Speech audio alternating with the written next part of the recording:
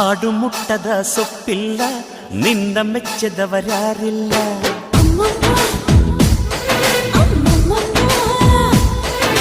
ಜೇನಿಗಿಂತ ಸಿಹಿ ಬೇರಿಲ್ಲ, ನಿನ್ನ ಮುದ್ದಿಗಿಂತ ಸಿಹಿ ಬೇಕಿಲ್ಲ.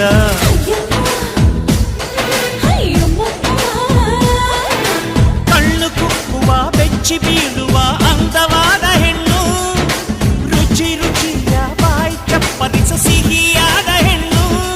ಅಯ್ಯೋ ತಿಂದು ಬೇಗಿದರು ಆಸೆ ತೀರದ ಪಂಚಾಮೃತ ಇವಳು.